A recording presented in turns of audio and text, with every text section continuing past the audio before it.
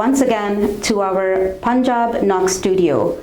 Once again, your same host, Sonia Virk, and we have our wonderful speaker, again, Michelle Robinson. She's Satudene. Yes, thank you. Thank you for having me. And again, I always acknowledge that we're on the lands of the Niitsitapi at Mohkinstsis. Thank you. Yeah. So today, Michelle, we would like to know, when we say we, it's me and my viewers of Punjab Knox Studio, about the times when Europeans came. Sure. So when the first folks came, they were starving and dying. So our people took them in and nursed them and taught them how to live. The Europeans were dying and yes. Starving. And starving, yes. So our people took pity on them and brought them in and nursed them and taught them how to live here so that they could go back, so they could make it back on their own. So some went back, some stayed, and our belief system is that no one can own the land. So when we have visitors, we always welcome them. And prior to that, I would like to give a little more history that we always knew that there were other people from all around the world. We had people who were Black, we had people who were from the Pacific who would come, and we would just meet each other and get to know each other, and then that person usually would continue on their travels. So it's not like prior to colonization, prior to when the so-called discovery of North America happened, we were always here. You guys were multicultural as well. And we knew very well that they were there as well. But, when they came here, they were in very bad shape. So our people took pity on them, nursed them, and helped them be able to survive the winter so that they could go back. Oh. Mm-hmm. So how did the people react to that? Yeah, so again, our belief system is that we always welcome people and that we don't own the land, so that we share what we need to share. And on the East Coast especially, like there are some nations that are very territorial. And actually the Blackfoot were very territorial. Mm-hmm. They wouldn't even allow a lot of the Métis to stay here. Oh. So, and today, if you go to the court systems, you will see that there are no Métis hunting rights in Blackfoot territory, because Blackfoot territory is Blackfoot territory.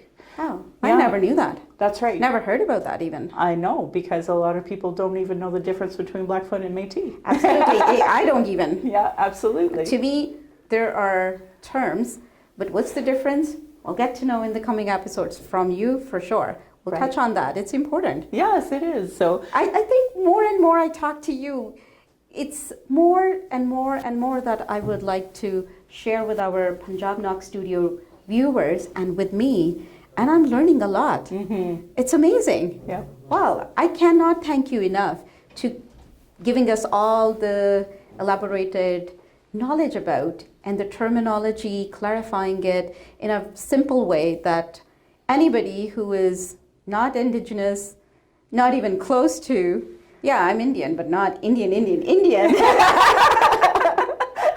That we are getting to know so much. Good. Well, thank you again. Good. And my next question is, was it an intrusion when the Europeans came? And, or do you think they were welcomed, or how was it like back in the day? Yeah, I think that there was, obviously people were welcomed to come here, but as control of the land and resources became bigger and bigger, then there became more violence. And I think that, because we have over 400 years of trade that was happening for between our countries, mm-hmm. and then it just became more and more when they confederated Canada and really created Canada. That was when the violence I would stop here, Michelle. I want to clarify. I don't want to lose my thought. Sure. When you say they were more violent, mm-hmm. when you say they, who are they? So that would be the folks that identify from Europe.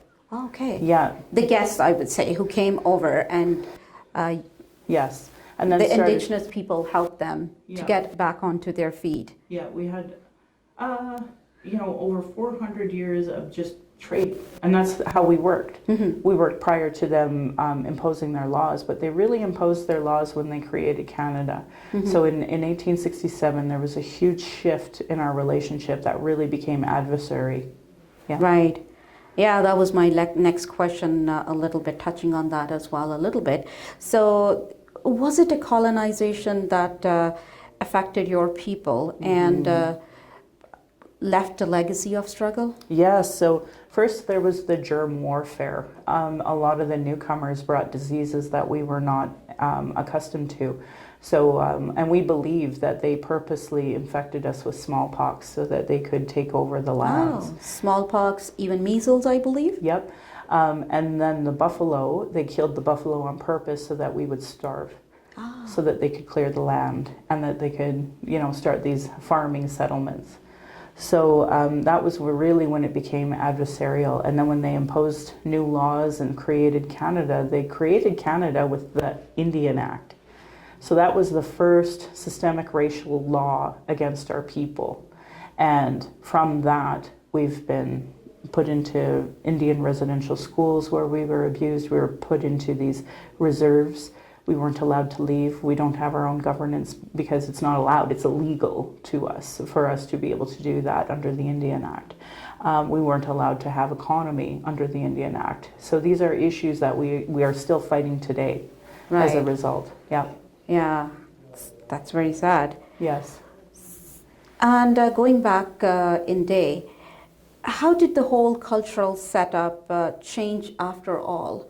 What after all that, like the potluck, the Sundance, the tobacco ceremony, even. That's right. So earlier I had showed you what sage was. That's like the smallest part of a bigger picture of a lot of our ceremonies. And you mentioned some of them, the potluck and the Sundance, and these ceremonies that are very critical to our belief system. But under the Indian Act, it was outlawed. Do you think that the potluck, we Canadians, new immigrated Canadians, I would say, that we have the potluck tradition, are we carrying on the potluck tradition, the older potluck tradition still? You have to understand that this is the very first generation that's allowed to do a lot of our ceremony. So actually a lot of our ceremony has been lost, and what we're trying to do is reclaim it and do it again where it is allowed. And for example, even when we were going to have the sage and burn it, we had to have a conversation about building codes and such. And again, it's used as a way to oppress us by not allowing us to do our ceremonies. And that's historical context under the Indian Act of not allowing us to do our ceremonies. And I think the buildings that being built on the Indigenous lands, which we all live in and have even our studio, our offices, our houses, and lots more hospitals, and you name it, all the buildings. Yep. So and again, back to the idea, like I was born and raised here, obviously have a long history here. All of these buildings were meant for everyone to have a smoke in their hand and to be able to smoke. So for people to deny us our opportunity to use our sage is actually showing their oppression and that they think that they're in charge over us. So there's that power dynamic of the Indian Act and Canadian law oppressing Indigenous people, and people don't even realize they're doing it to Indigenous people when they say, no smudge in the building. Well, I have heard this a lot. And to me personally, it was like, these buildings are not meant for any smoke at all. They are all meant for everybody to have a smoke. So when we did the ceremony, you'll notice that the fire alarm did not go off. And it's, again, these regulations were created in a time where everybody was smoking in the offices. Wow. Yeah. Nice. Well, as a non-smoker, I wouldn't know that. Right? Yes. I'm a non-smoker as well, but I remember the other generation and they all smoked. And it was, even some of them to this day have a hard time understanding you can't smoke everywhere. Right. Yeah, exactly. True. That's true.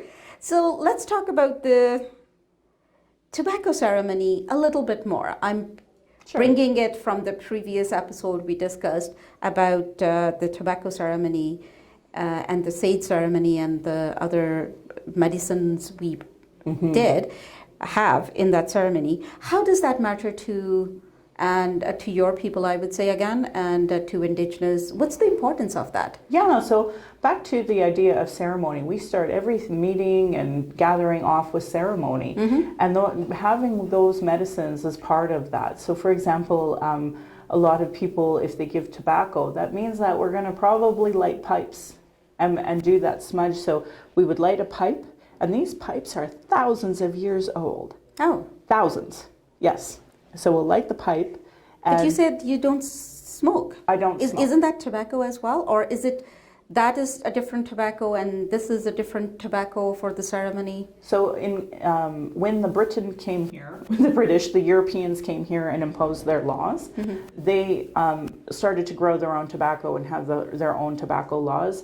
They stole our tobacco and have been profiting off of it. It's a great Is example. it the same tobacco or is it modified tobacco, I would say? They chemically change it so that it's absolutely cancerous to people. Okay. 100%. But our ways, we grow tobacco, and it's like an organic tobacco. Oh, okay. Yeah. So it's a different type of tobacco. It's still Well, tobacco, but No, they take our really good tobacco and they just spray it and put all sorts of additives in it, and then they make a ton of money off of it, and they poison their own people, and it's gross and it's awful. And I feel really bad for people who have that addiction to those Right. chemicals that they put into clean, pure tobacco in order for people to have addictions. so coming back to the question again. So the tobacco ceremony itself, what's the importance just for the tobacco again? And it's the same as the sage, where we are going to start off in a good way. We're bringing in our ancestors. These pipes that are thousands of years old brought in a lot of ancestors, so they're very sacred. So when you light that pipe, you're bringing in a lot of years of history with that, and a lot of ancestors with that. So that's why our treaties were so sacred to us, that when we signed them under these pipes and these ceremonies with thousands of years of tradition, to us it was a very spiritual moment and a covenant that we were supposed to have, that Canada has broken all those treaties over and over and over again. I'm sorry to hear about that. So in a way, in the conclusion you are saying, the way I'm understanding is, the sage ceremony we had before in our earlier episode and the tobacco ceremony, they are kind of the same, but they are still, the motive or the meaning is the same, but it's different The way ways to of do it. okay. We share the pipe, Ah. right? So with the assumption that we don't have COVID-19 or we don't have other issues. But now we're aware of those things. So a lot of times, like, we can share a pipe and not necessarily smoke it. So I won't even smoke them. I tap them on my shoulders and I pray with the pipe, because it's thousands of years old, and then I pass it. Yeah. So are there like more than, when you say thousands of years, I'm thinking there must be very few left, I would say, or have you guys preserved it, like there are tons of pipes? So when the colonizers came, they decided they were going to start the Northwest Mounted Police and the RCMP. The RCMP wrecked our stuff and burned our things, and so there are not as many as there used to be. And then the British museums would steal our bundles and our pipes and put them in display in their museums. Aww. So it's very hurtful and insulting to us when people have a private collection that they sell of our stuff that they stole. Oh, that's sad. Yeah. That's terrible. Yeah. Oh, I'm sorry. Going to the next question I have in mind is, what does the Sundance represent to you guys? Oh, it's a really sacred ceremony. And my people from far north, they actually don't do Sundance ceremony. That is really specific to the area that we're on of Mohkinstsis. So this area here, their sacred ceremony is the Sundance. And I wouldn't want to speak on behalf of the Blackfoot, but basically even I have not done Sundance ceremony. And it is an offering and a prayer that is actually at least 4 years, minimum 4 years. So it's a commitment, a spiritual commitment for 4 years minimum, for a lesson or a teaching or a learning. And this is something that you'll learn over the course of 4 years. Oh, It's It's a tedious process then. Oh, it's very sacred, very sacred. Wow. Yep. Yeah, Nice. and those were the types of things that the RCMP tried to destroy. Oh my God, Yeah. that's terrible. Why such a close relationship to nature matters so much to Indigenous people, I would say. Yeah, well, it should matter to every single person on the planet, actually. Wherever anybody is from, that used to be their tradition. So all of us as human beings took care of Mother Earth. And that is our relationship to the land.